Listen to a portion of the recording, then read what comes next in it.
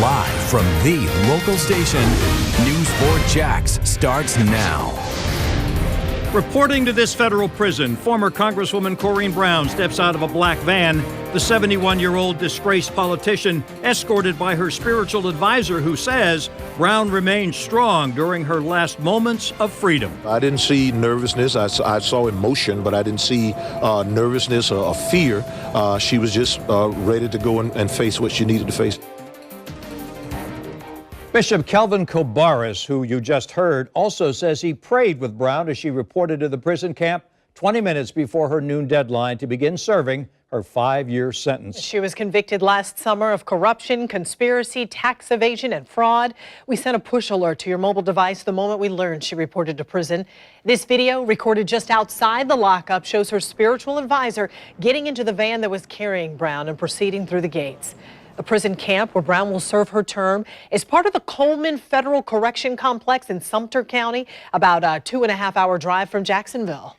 News 4 Jax has 2 reporters covering the Congresswoman's formal surrender. We begin with Jim Piggott, who was there when Brown arrived. Corrine Brown is now one of the newest residents here at the Coleman Penitentiary, just south of Calla. She arrived at about 20 to 12. She had about 20 minutes left before she had to report. And what she came was in a small limo bus. Apparently her family was there in the bus, as well as her spiritual advisor. Now, we didn't see Corrine Brown, but they said that she didn't appear to be nervous. Corrine Brown is sitting inside this dark limo bus. It pulled up to the prison and stopped just short of the property and allowed one of Brown's spiritual advisors to hop inside. We couldn't see Brown in the van as it was going inside, but this helicopter from Orlando did spot her as she was leaving the van and reporting inside the complex. Bishop Kelvin Kobaris, who was with her in the van, said she was doing good and didn't appear to be scared.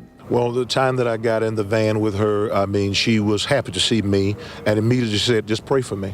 And I gave her words of wisdom, just gave her words of confidence, support, and shared a word of prayer, and we drove up. Once out of the van, we're told Brown went to processing. It's here where she left her personal items behind and will be issued prison garb, assigned to a bunk and told what her routine will be like for the coming years. At Coleman, she will be in a work camp. She will be assigned a job, and employees tell us she won't be treated any differently than other inmates. Brown and her attorney are working on an appeal, but she will have to do that while working inside the prison. Today, we're told that she said her goodbyes and, according to Bishop Kelvin, was heading to move on. Everybody that's her family, you can only imagine how anybody would feel on a day like this. So it is a very challenging day emotionally, so we ask for you to keep them in prayer. Brown will continue to receive her federal pension for now. That won't stop until she exhausts her appeals. Brown won't be serving the full 5 years at Coleman. Shortly before the end of her sentence, she'll be transferred to another facility to begin the process of being released, and then she will be on supervised probation for 3 years. Jim Piggott, Channel 4, the local station. According to the Coleman Correctional Handbook, Brown, like all inmates, can receive visits from family and friends on Saturdays, Sundays, and federal holidays. She's required to wear a green uniform throughout the day, except after 4 p.m. and on weekends and holidays. She also has the right to health care services, both medical and dental. Right now on News4Jax.com, you will find a link to the prison's admission and orientation handbook, plus a full list of items included on the Coleman commissary list and their cost. You'll find it inside this article on the homepage. And ahead at 6 o'clock, News4Jax reporter Scott Johnson is taking a look at what will happen now to Brown's Northside home and her personal belongings while she is in prison. The Florida Highway Patrol says a semi-truck driver will be cited for careless driving after his load spilled onto the road. We flew the Sky 4 drone over this scene this morning on I-95 near the 20th Street Expressway.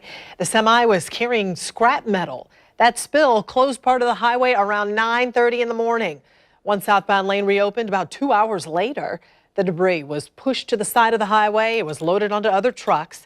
Here's a look now from the ground. At least 2 drivers who crashed after hitting this debris were taken to the hospital with minor injuries. The semi-driver was not hurt. The woman accused of kidnapping a newborn from a Jacksonville hospital 20 years ago and raising her as her own returns to the courtroom. We were there as Gloria Williams went before a judge this morning. Her defense attorney wants to stop the media from gaining access to evidence in the case before the trial, saying it could keep Williams from getting a fair trial. News4JAX reporter Janice Harris was there in court all day as the attorneys argued this case. She's joining us now live. Janice? And this is a copy of one of the motions filed by Graham Media Group, which owns News4JAX. You know, there's something the judge has to figure out. She has to figure out a balance between the First Amendment right of the media and the Sixth Amendment right of Gloria Williams. The kidnapping of Kamiyah Mobley, who was raised Alexis Manigault, made national headlines in the late 90s when it happened and continues to make headlines now that she's been found. Gloria Williams' attorney, Diana Johnson, does not want any more information about the case released before the trial. But that could potentially violate the news media's First Amendment right. Today, attorneys for the local media are arguing in court about access to information. Ed Burke, who represents News4JAX, says the records are public. These are public records that have been gathered by law enforcement and the state attorney's office. And the law says they belong to the public, and the public has a right to know what's in this evidence. News4JAX made a public records request in September to the state attorney's office about the case. Williams' attorney filed an order of protection to stop the media from getting that access. The defense does not want police reports, 67 photos of the home where Williams and Manigault lived, and 3 recordings to be released before the trial. But Johnson did not present evidence of anything that would hurt Williams' chances of getting a fair trial. Instead, Johnson claimed the community had already been saturated with news coverage of Williams' case. The news media attorneys say there needs to be proof to make such a strong claim that could impact the public's right to information. And the judge who listened to those arguments this morning and this afternoon will make that decision no later than Friday. There is also the final pre-trial hearing and the jury selection that will happen on the 6th and the 12th. Live at the Duval County Courthouse, Janice Harris, Channel 4, the local station.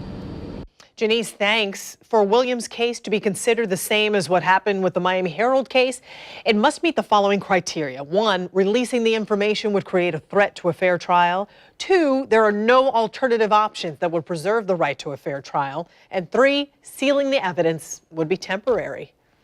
The woman charged in Jacksonville's first murder of the new year pleads not guilty. 22-year-old Tara McGriff was in court today. Police say she shot and killed a young mother, 24-year-old Sahara Barkley, at a Riverside gas station earlier this month. Police began looking for McGriff when they saw her on this surveillance video. According to detectives, the 2 women did not know each other. They got into a fight, and police say McGriff shot Barkley. News4JAX has uncovered more information about the abrupt closing last Friday of Arlington Country Day School. The Florida Department of Education tells us the school failed to provide a number of student records, including birth certificates, social security numbers, and health records. That failure, state officials say, made the school ineligible for several scholarships. The state put the school administration on notice both last October and again last November. Then, on the 19th of this month, officials gave the school 15 days to contest the scholarship decision. 1 week later, last Friday, the school closed its doors, leaving dozens of students and their families in a lurch. News4JAX reporter Ethan Callaway is digging deeper and has found 2 lawsuits that are pending against the school. What else he's uncovered ahead at 6 o'clock. A man still in the hospital after fire broke out in a mobile home. This happened in the Del Rio neighborhood near Julington Creek. Firefighters called to Rouge Street around midnight where a mobile home was on fire. That home was damaged by the flames, and at one point, firefighters had to pull out of the home for their own safety. They even had to return a second time when that fire reignited hours later. The cause is under investigation. Jacksonville police say tips from social media helped them identify the man who broke into St. Joseph's Catholic Church on Old St. Augustine Road. They released this surveillance photo of the man showing him with a flashlight in his mouth. Police say he broke a window, ransacked the church looking for money and a safe. Police have not identified the man publicly and have not said whether an arrest has been made. Covering St. Johns County, a vacationer here from Texas remains in critical condition from injuries he suffered when a tunnel of sand collapsed on top of him at a local beach. Lee Goggin was at Crescent Beach over the weekend. His family says he was building a tunnel under the sand when it collapsed and they had to dig him out. Goggin has a wife and 3 children. Still ahead, News4JAX reporter Elizabeth Campbell talks to a civil engineering professor about how a tragedy like this could happen. Her live report is ahead at 5:30.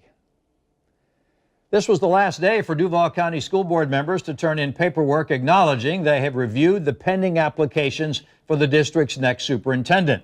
Last Thursday was the deadline for search firms to submit candidates to the board. Board members had from then until today to pick up those applications, review them, sign them, and turn them back in. The school board will hold a special meeting Wednesday to evaluate the applications. Interviews with prospective superintendents could begin next Wednesday. FBI Deputy Director Andrew McCabe is stepping down. McCabe had become a central target of President Trump's ire toward the FBI over its involvement in the investigation into potential collusion between Mr. Trump's campaign and Russia during the 2016 election. McCabe was eligible to retire in March, but with his accumulated leave, he is able to step down earlier. Now, one source described McCabe's departure as him having been removed. Another source familiar with the matter said it was a mutual decision. The House is taking up a bill today aimed at protecting young athletes from sexual abuse. The measure would create an organization within the U.S. Olympic Committee that would handle reports of abuse. Officials would be required to contact law enforcement for certain types of incidents. Covering Nassau County, where marine and wildlife experts are trying to determine what killed a humpback whale that washed ashore along Fernandina Beach. Sky 4 flew over the scene this afternoon, and necropsy was done today and samples taken before the whale was buried deep under the sand. Channel 4's Crystal Moyer shows us why this grim discovery is causing concern among both biologists and beachgoers. It's not something you see every day in Fernandina Beach, a washed-up humpback whale. The news quickly spread and hundreds of people showed up to take a look. We were like, hey Mom, can we go to the beach and see it? And when we got here, we were like really amazed because it was really big. Yeah, it kind of blows you away. This guy is estimated to be about 30 feet long, weighing more than 5,000 pounds, and he's not full grown, which has these marine biologists scratching their heads. There's been an unusually high number of humpback whales that have been dying off of the East Coast, so we're going to be doing a lot of sampling. Claire Surrey Marsden is a NOAA fisheries officer and says the samples they collect will help determine the cause of death, whether it be human interaction or some type of illness. She says the visible wounds were likely caused after the whale died. Many of the visitors were concerned to find out the whale will be buried right on the beach. It could take months, even years, for the whale body to decompose underneath the sand, but FWC says there are no health or safety risks for people that want to come out here to the beach. NOAA says there are other more expensive options, like hauling it to the dump or sinking it in the sea. Normally those animals just kind of come back onto the beach somewhere later. Although this was the sad side of nature, it was also a learning experience for both scientists and spectators. It's actually really cool how thick the blubber is because it's around like this thick. So that's really cool. Crystal Moyer, Channel 4, the local station. Oops, sorry. If you're like Joy and me and many of us in our newsroom, chances are you find it very difficult to put down your phone even when you're on the news. Right, but there's one simple change you can make that can help you unplug. That's ahead.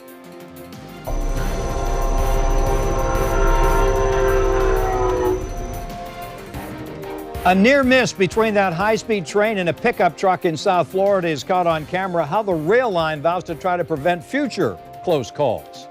Up next, a consumer alert from a popular local restaurant chain. What you may have bought that's being recalled over health concerns.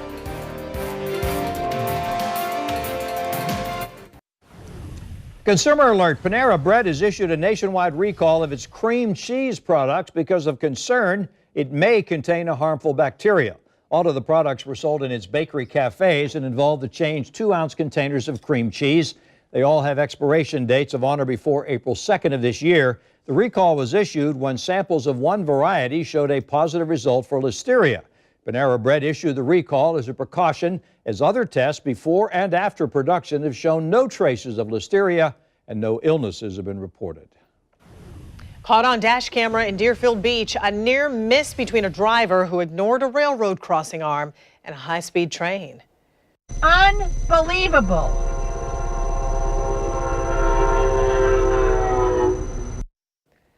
Signs have been posted to warn drivers of the new high-speed train.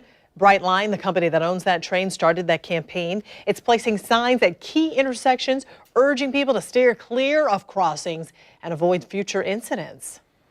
FSU President John Thrasher has announced the nearly 4-month-long ban on Greek life at the university will be partially lifted. However, as News 4 Jax reporter Jake Stofan tells us, alcohol remains banned for now. Greek life has been shut down at FSU since the death of 20-year-old Pi Kappa Phi Pledge Andrew Coffey last November. I believe the suspension was needed to give the campus community a time to reflect. Alcohol remains banned for now, but fraternities and sororities are being allowed to begin recruiting members and restart their philanthropy work while the school works to implement new policy changes. If they prove to be responsible in implementing these activities, we will allow the fraternities and sororities to hold social events later in the semester. If the alcohol ban is lifted, frats will also be limited to 4 socials with alcohol in the fall and 6 in the spring. They'll have to have police or security present at those parties, and all the food and booze will have to be catered. Vice President of Student Affairs Amy Hecht says while Greeks have voiced opposition to some of the new rules, they'll have to prove they can behave before any restrictions will be lifted. When I talk about what's safe and healthy and well, I think there's some disagreement, and some of the changes are a big departure. Coffey died at an off-campus party. University police say they're relying on Greek leaders to ensure those parties won't happen. We don't have thousands of officers to disseminate around the community and other places. Reaction from students here on campus ranged from don't know, don't care to long overdue. Like most things, I mean, there's like a couple bad people in it, so I think it's good. Greek members will be required to maintain a 2.5 GPA and complete 10 hours of community service each semester. Reporting from the state capitol, Jake Stofan, Channel 4, the local station. Other changes being made at FSU. Students interested in joining a fraternity or sorority must complete a special orientation program prior to recruitment. All fraternities will also conduct a comprehensive review to ensure every member can commit to the fraternity's values, policies, and expectations. The Gone Gauge. To help you plan your day, Channel 4 is the weather authority. Well, how did it go last night? Did you wake up in the big downpours? I did. Pretty good rains overnight during the nighttime hours. Of course, this morning, gray, ugly, chilly. Well, now it's all beginning to change again, just like that. Again, we're going through that cycle that we usually go through where we get warm, we get wet, we get cold, and we repeat the cycle. So right now we're in the getting cold cycle, part of the cycle, as clear skies are starting to develop from Yulee and Lottie back out west, and then even out south down towards Palatka, starting to see the skies clear on out. You can see what was going on. This is a visible satellite picture, and if you watch, you can see the back end of the cloud just start up there near Atlanta, Georgia, and just kind of slowly head in our direction. This is dry, colder air, and that colder air is going to be with us again throughout the next couple of mornings, including tomorrow morning. I'll get to that in just a second. Here's how it looks right now. And again, the backside of the clouds, and meaning we'll have clearing skies back out the Waycross Valdosta, but some of that is already infiltrated to here nearby. Exact track radar, which was oh so busy throughout the yesterday and especially overnight last night, not a thing out there. Small craft advisory in effect along the coast. And as you can see here, the temperatures are comfortably cool. This is about normal for late January.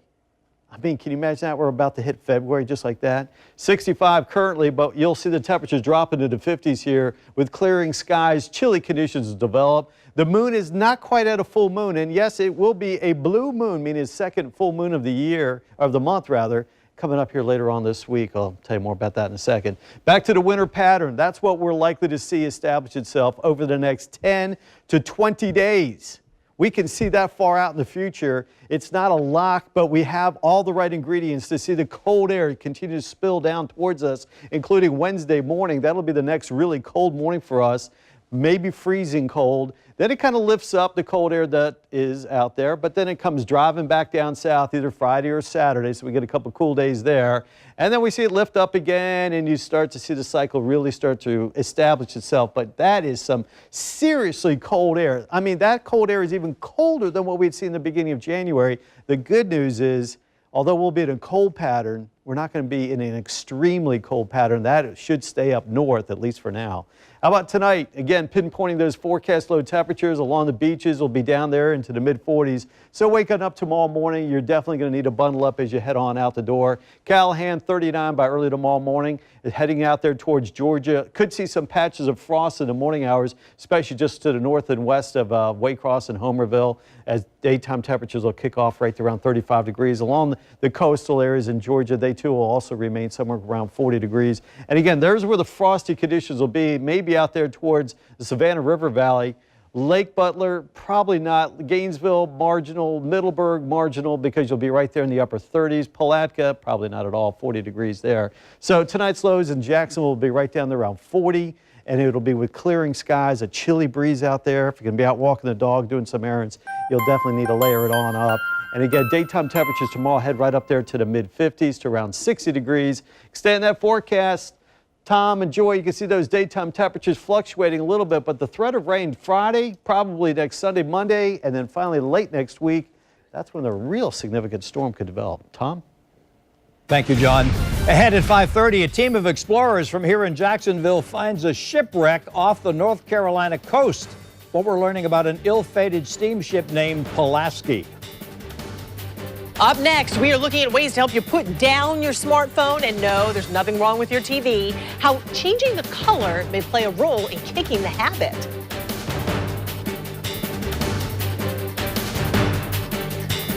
So if you're struggling to put down your smartphone, we're looking at some ways to help you kick the habit. One tech expert's advice. It says set your phone to grayscale. A designer with Google says making your phone black and white switches off the ways that certain colors can evoke your emotions and trigger your thoughts. To set your color filter to grayscale on an iPhone, head to Settings, General, Accessibility, then Display Accommodations. On Android phones, head to Settings, Accessibility, and Vision. This is recommended for frequent Facebook and Instagram users. Another idea, create a no phone zone. Just put the phone on silent, put it in a drawer, and walk away. It's really hard to do. And don't forget, there are plenty of apps designed to help you out. The app Moment tracks how much time you spend on your phone and sets limits on certain apps. The Centers for Disease Control says flu-related pediatric deaths could reach a record high this year as the number of people going to see a doctor because of flu-like symptoms is increasing. At least 37 children have died so far this season. Government doctors say by the end of last week, more than 6% of all people coming into a clinic or an ER had an influenza-like illness. This year's flu season is on track to rival the 2014-2015 flu season. Back then, an estimated 34 million Americans got the flu. There were 56,000 deaths reported. Uber is enlisting its drivers in the fight against sex trafficking. When drivers log onto the app, they will now be shown information that includes how to spot victims of trafficking and how to report it. The initiative began today here in the U.S. and will be expanded to other countries. It comes at a time when Uber is trying to improve its reputation following reports of ethical violations. Omarosa Manigault, the former Apprentice star and advisor to President Trump, is headed back to the small screen. Manigault is set to enter the Celebrity Big Brother house. She served as the Director of Communications for the Office of Public Liaison. She officially left her White House post January 20th. Manigault is married to Jacksonville church pastor John Newman. Keurig is buying Dr. Pepper Snapple, creating a new beverage giant. The merger will bring together global brands including Mott's, Sunkist, Keurig single-serve coffee makers. Shares of Dr. Pepper Snapple soared on Wall Street before the opening bell this morning. The deal is expected to close next quarter. Keurig CEO will lead the new company, which will be called Keurig Dr. Pepper. A fitness app is now under review by the U.S. military. How it could pose a risk for security forces around the world. That's ahead at 5:30.